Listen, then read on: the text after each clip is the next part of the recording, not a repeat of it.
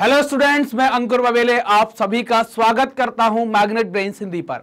Magnet brains Hindi एक ऐसा platform है जहां हिंदी माध्यम की कक्षा 6 से लेकर कक्षा 12वीं तक का संपूर्ण पाठ्यक्रम बिल्कुल निःशुल्क में उपलब्ध कराया जा रहा है। मैग्नेट ब्रेन्स मतलब है फ्री एजुकेशन। यहां पर आपको किसी प्रकार का कोई पेमेंट करने की आवश्यकता नहीं होती। यहां आपको सभी वीडियोस बिल्कुल निःशुल्क उपलब्ध कराए जाते हैं, वो भी क्वालिटी कंटेंट और क्वालिटी टीचर्स के साथ। तो चलिए देखते हैं कि हम इस वीडियो के माध्यम से क्या पढ़ने वाले हैं। तो हमारा आज का जो वीडियो होने वाला है वो आपका चैप्टर नंबर फर्स्ट, हिस्ट्री का जो चैप्टर फर्स्ट है, यूरोप में राष्ट्रवाद का उदय, उसी का एक टॉपिक है क्रांतिकारियों का युग। 1830 से लेकर 1848 तक का जो समय है उसमें हमें क्रांतिकारियों का युग देखना था। हमने इसके पहले क्रांतिकारियों पर बात करी थी कि भाई भय के कारण वो भूमिगत उनको कर दिया गया था। वहां पर कुछ गुप्त संगठन बने थे। गुप्त संगठनों का काम था जो क्रांतिकारी लोग हैं उनको प्रशिक्षित करना और अपने विचार का प्रसार करना। फिर हमने मैस्सिनी के बारे में भी देखा था। उनने 2 संगठन बनाए हुए थे। हमने यंग इटली, यंग यूरोप नाम से। मैस्सिनी को मेटरनिख ने ये कहा था कि ये हमारे समाज का सबसे खतरनाक दुश्मन है। ये सारी बातें हमने देखी थी। उसके पहले हम क्या देख चुके थे, उसके पहले वाले वीडियो में हम 1815 में नया रूढ़िवाद वाली बातें कर चुके थे कि ये सारी बातें हम वहां देख चुके थे। तो अब इसमें क्या है कि क्रांतियों का जो युग आएगा वो हमें देखना है कि भाई क्रांतियों का युग कैसा है, कैसे स्टार्ट होगा। तो चलिए स्टार्ट करते हैं क्या होगा। तो हमने क्रांतिकारी जैसे ही खत्म कर रहे थे तो आप देखेंगे 1830 से 1848 के आसपास के समय में जो रूढ़िवादी व्यवस्था गद्दी पर बैठी हुई थी, रूढ़िवादी व्यवस्था का ही समय था। 1815 में जो नया रूढ़िवाद आया था तो इसने क्या किया था, बुर्बो वंश को दोबारा से गद्दी पर स्थापित कर दिया था। वो वंश जिसको नेपोलियन ने गद्दी से हटाया था। 1815 में नेपोलियन अपनी जो वाटरलू की लड़ाई है उसमें हार जाता है और हारने के बाद फिर फ्रांस के ऊपर एक संधि की जाती है, या फ्रांस के साथ ब्रिटेन, प्रसा, ऑस्ट्रिया ऐसे देशों के द्वारा, रूस, इनके द्वारा एक संधि की जाती है जिसको आप वियना संधि कहते हैं। उसको कई सारी जगह वियना कांग्रेस भी कहते हैं। उस वियना संधि में क्या हुआ था, फ्रांस को काफी रोक टोक लगा दी गई, विस्तार नहीं कर पाएगा, राज छीन लिया गया, ये सारी बातें हुई थी। और 1815 के बाद एक जैसे ही नेपोलियन खत्म हुआ तो एक नया रूढ़िवाद आ गया यहाँ पर, और उस नए रूढ़िवाद ने बुर्बो वंश के राजा को दोबारा से गद्दी पर बैठा दिया था। तो जो रूढ़िवादी व्यवस्थाएं थी वो क्या होने लगी, वो अपनी ताकत को और मजबूत करने में लगी हुई थी कि वो अपनी ताकत और स्ट्रॉन्ग करना चाह रही थी। ताकत व्यक्ति क्यों मजबूत करना चाहता है? ताकत व्यक्ति तब मजबूत करना चाहता है जब उसको ये लगता है कि हमें कोई नुकसान पहुंचा सकता है। जब आपको ये लगेगा कि हमें कोई नुकसान पहुंचा सकता है तो फिर आप अपनी ताकत मजबूत करेंगे। तो इनको ये पता था, चूंकि क्रांति की घटनाएं हो रही थी तो ये लोग जानते थे कि हमें छोटा मोटा नुकसान या जो भी बड़ा नुकसान, कुछ भी नुकसान हो सकता था, तो हमें ताकत अपनी बढ़ानी पड़ेगी। तो ये लोग क्या कर रहे थे, अपनी ताकत को और मजबूत करने में लगे हुए थे। जब रूढ़िवादी लोग ताकत को मजबूत करने में लगे हुए थे तभी आप देखेंगे कि यूरोप के अनेक क्षेत्रों में उदारवाद राष्ट्रवाद को क्रांति से जोड़कर देखा जाने लगा कि उदारवाद जो है वही राष्ट्रवाद का भी एक रूप है। इन दोनों को आपस में जोड़कर देखा जाने लगा, और जब ये दोनों को जोड़कर देखा जाने लगा तो जो क्रांतियां हो रही थी वहां पर, क्योंकि ये क्रांतियों का युग है, यहां पर कई सारी क्रांतियां होंगी। 1830 से लेकर 1848 लगभग कितना समय हो गया, 18 साल हो गया। तो इन 18 साल में कई सारी क्रांतियां हो गई। तो इन क्रांतियों का नेतृत्व कौन कर रहा था? तो इन क्रांतियों का जो नेतृत्व दिया गया था वो उदारवादी और राष्ट्रवादियों को दिया गया था।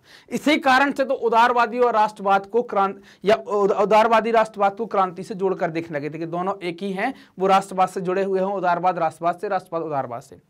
अब इनको क्यों जिम्मेदारी दी गई थी, या भाई ये कैसे लोग हैं, ये बहुत होशियार लोग थे क्या, बहुत होनहार थे? तो इनको जिम्मेदारी देने के पीछे कारण ये था कि ये जो शिक्षित था और मध्यम वर्गीय विशिष्ट लोग हुआ करते थे।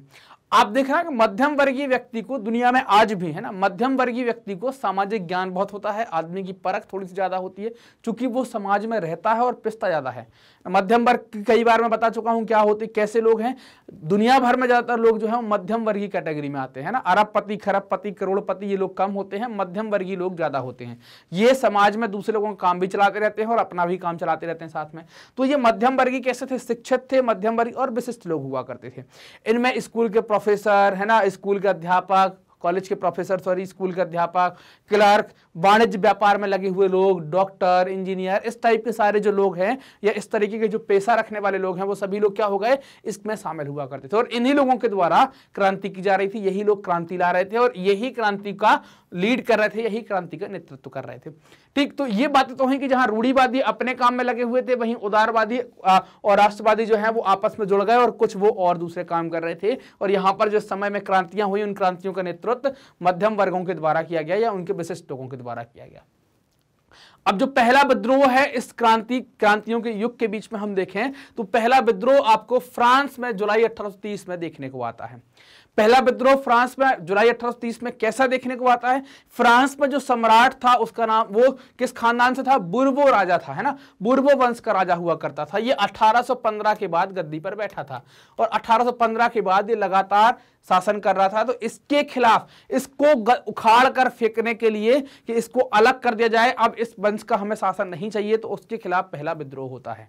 और उदारवादी क्रांतिकारियों ने इस बुर्बो राजा वंश को उखाड़ कर फेंक दिया, मतलब उसकी सत्ता समाप्त कर दी 1830 के आसपास। और एक नई संवैधानिक उसकी जगह, मतलब जो बुर्बो राजा का शासन चलता था उसकी जगह क्या स्थापित कर दिया? एक नई संवैधानिक राजतंत्र स्थापित किया। संवैधानिक राजतंत्र का मतलब क्या हो गया? संवैधानिक राजतंत्र का मतलब ये हो गया कि अब जो राज्य का प्रमुख, मतलब देश का प्रमुख होगा, वो संविधान के नीचे आएगा। मतलब अब निरंकुश शासन ना होकर कैसा होगा? अंकुश शासन होगा, मतलब वो उसके नियंत्रण के अंतर्गत आएगा। राजा संविधान से ऊपर नहीं होगा, उसी के हिसाब से वो कंट्रोल होगा। और इन सब चीजों की अध्यक्षता कौन कर रहा था कि जो संवैधानिक राजतंत्र बनाया गया, इस संवैधानिक राजतंत्र का अध्यक्ष किसको बनाया गया? इसका अध्यक्ष बनाया गया लुई फिलिप नाम के जो व्यक्ति हैं, उनको इसका अध्यक्ष बनाया गया। अब एक बार फिर से पिक्चर में मेटरनिख आ गए। मेटरनिख ने मेस्सिनी के बारे में क्या कहा था कि ये सामाजिक व्यवस्था का सबसे खतरनाक दुश्मन है। यहां पर मेटरनिख क्या कहते हैं फ्रांस के लिए? उनका कहना था कि जब फ्रांस छींकता है तो बाकी यूरोप को सर्दी जुकाम हो जाता है। इस वाक्य का मतलब क्या था? इस वाक्य का मतलब यह है कि कोई चीज अगर फ्रांस में होती है तो उसका प्रभाव आप पूरे यूरोप में देख सकते हैं। सर्दी या छींकने का मतलब क्या है कि अगर आपके सामने कोई छींक दे तो आपको भी जुकाम हो जाएगा, आप भी छींकना स्टार्ट कर देंगे। तो उनका कहने का मतलब यही है कि फ्रांस में कोई बड़ी गतिविधि होती है तो उसका असर पूरे यूरोप में होता है और यूरोप के अलग अलग राज्यों में या अलग अलग जगहों पर उसकी देखा देखी स्टार्ट हो जाती है। तो आप देखें भी कि ये किस तर्क में कहा गया, क्योंकि उसके बाद तुरंत एक दो घटनाएं होंगी। जैसा फ्रांस में बुर्बो राजा के वंश को हटा दिया गया, वहां पर एक संवैधानिक राजतंत्र स्थापित कर दिया गया, उसी तरीके से आप देखें ब्रसेल्स के अंदर भी एक आंदोलन हो जाएगा, एक विद्रोह हो जाएगा। इसके फलस्वरूप होगा क्या कि आप देखेंगे ब्रसेल्स जो है वो United Kingdoms of the Netherland से अलग हो जाएगा, वो अपने आप को अलग करने की घोषणा कर देगा। तो इसी कारण से ये कहा जा रहा है कि मेटरनिख ने इसी कारण से कहा है कि फ्रांस को अगर छींकता है, फ्रांस को अगर थोड़ी सी सर्दी होती है तो उसका असर आप देखेंगे पूरे यूरोप पर होगा। इसीलिए इन्होंने कहा था फ्रांस छींकता है तो बाकी यूरोप को जुकाम हो जाता है। अब एक घटना हुई, एक बहुत फेमस घटना है या एक बहुत बड़ी घटना है। तो एक घटना एक ऐसी घटना होती है जिससे आप यूरोप में काफी बड़े वर्ग के ऊपर या यूरोप के काफी बड़े समुदाय के ऊपर आप असर देखेंगे। तो उस घटना का नाम है यूनान का स्वतंत्रता संग्राम। यूनान क्या है? जिसको आप ग्रीस के नाम से भी जानते हैं ना। तो यूनान का स्वतंत्रता संग्राम क्या होगा? इस स्वतंत्रता संग्राम का क्या असर होगा? तो असर क्या होगा? इसने क्या किया? यूरोप के शिक्षित और अभिजात वर्ग में राष्ट्रीय भावनाओं का संचार कर दिया। तो ये अपने आप में एक बड़ी क्रांति होगी कि पूरे यूरोप के शिक्षित और जो अभिजात वर्ग है उनके अंतर्गत राष्ट्रीय भावनाओं का संचार, मतलब वो अब राष्ट्र प्रेम जैसी बातें आने लगी, उनमें इनका संचार हो गया।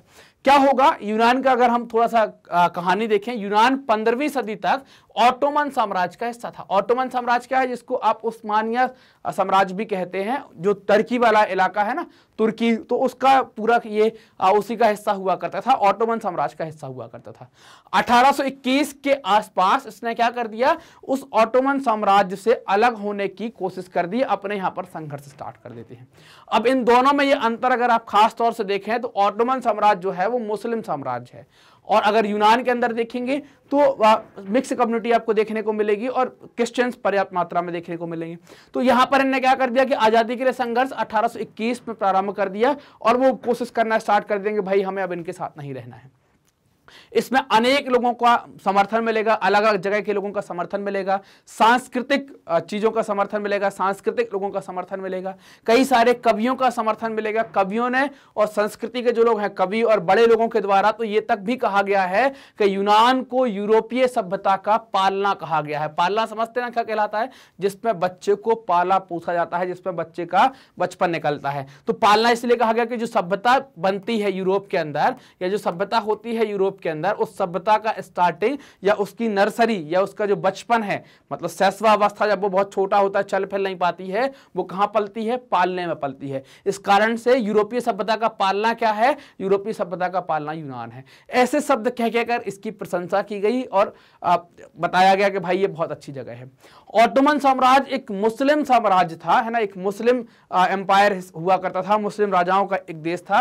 तो यहां पर देखेंगे यूनान में क्या होगा कि भाई मुस्लिम एम्पायर से अलग होने के लिए संघर्ष तो जारी थे, अब क्या करेंगे? उससे अलग होने के लिए जनमत जुटाना स्टार्ट कर देंगे और कवियों के द्वारा, राइटरों के द्वारा, लेखकों के द्वारा ये जनमत जुटाया जा रहा था। वो लोग जनमत इकट्ठा करके और क्या कर रहे थे कि भाई ये हमें इनसे अलग होना है और ऐसी बातें ये कर रहे थे। सारे कवि, राइटर ये सब कर रहे थे। इनमें एक कवि आप देखेंगे अंग्रेज कवि, मतलब ब्रिटिश राइटर हैं या ब्रिटिश पोएट हैं, अंग्रेज कवि लॉर्ड बायरन।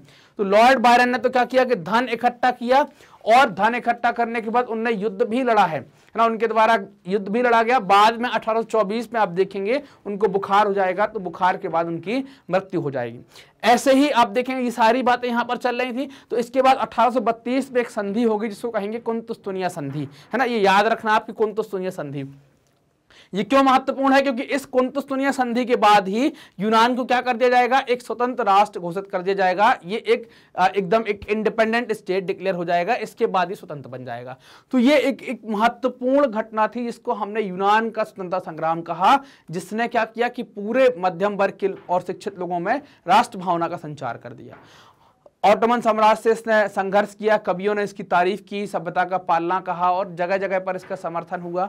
कवियों ने धन भी इकट्ठा किया, लड़ाई भी लड़ी और 1832 में कुंतुस्तुनिया संधि के द्वारा इसको एक स्वतंत्र राष्ट्र घोषित कर दिया जाता है। तो क्रांतियों के युग के अंदर हमने देखा कि पहला फ्रांस के अंदर विद्रोह देखा, फिर यहाँ पर हमने देखा, तो ये कई सारी क्रांतियां यहाँ पर धीरे धीरे चलती चली गई। क्लियर? अब आप सभी की सुविधा के लिए magnetbrains.com एक वेबसाइट बनाई गई है। वो इसलिए बनाई गई है ताकि आप अपने वीडियोस को सिस्टमैटिक तरीके से देख पाएं, एक के बाद एक देख पाएं। जैसे ही आप क्लास 9th में गए, भाई आपको क्या देखना है, तो एक के बाद एक बहुत आसानी से व्यवस्थित तरीके से आप वीडियो देख पाएं, अपनी पढ़ाई कर पाएं। तो आप गूगल पर जैसे ही magnetbrains.com डालेंगे, डालते ही आपके सामने एक पेज खुलेगा। उस पेज पर आपको अपना मीडियम सेलेक्ट करना है। आप इंग्लिश मीडियम के हैं तो वहां देख सकते हैं, हिंदी मीडियम है तो आप जैसे ही हिंदी मीडियम पर सिलेक्ट करेंगे और इससे क्या होगा, हिंदी मीडियम पर सिलेक्ट करते ही क्या होगा कि भाई ये आप सारी क्लासेस आपके सामने खुल जाएंगी। तो उस पर आपको क्लास 12th, 11th, 10th जो भी सिलेक्ट करना है, आपने 10th सेलेक्ट किया, 10th सेलेक्ट करके आपके सामने सब्जेक्ट खुल गए। आपने देखना है कि भाई आप सोशल साइंस के सब्जेक्ट देख रहे हैं तो आपने सोशल साइंस के सब्जेक्ट पर क्लिक किया, वॉच चुनाव किया, लिस्ट खुल जाएगी। लिस्ट खुल जाएगी तो आप उसको देखते जाइए और आपको कौन से चैप्टर में पढ़ना है, कौन से चैप्टर का टॉपिक पढ़ना है, बहुत आसानी से आप ये सारी चीज़ें यहाँ पर देख सकते हैं। मैग्नेट ब्रेन्स हिंदी माध्यम के विद्यार्थियों के लिए कक्षा 6 से लेकर कक्षा 12वीं तक का संपूर्ण पाठ्यक्रम बिल्कुल निःशुल्क उपलब्ध करा रहा है। तो ये पाठ्यक्रम प्राप्त करने के लिए आपको करना क्या है? आपको हमारे चैनल मैग्नेट ब्रेन्स हिंदी से जुड़ना है। जुड़ने के लिए आप उसको सब्सक्राइब करें, जो भी वीडियोस आते हैं उनको लाइक करें और अपने दोस्तों में जरूर से शेयर करें ताकि सभी लोग इसका फायदा उठा सकें, ज्यादा से ज्यादा लोग इसका फायदा उठा सकें। और कमेंट कर हमें भी बताएं कि आपको ये वीडियोस कैसे लग रहे हैं। धन्यवाद।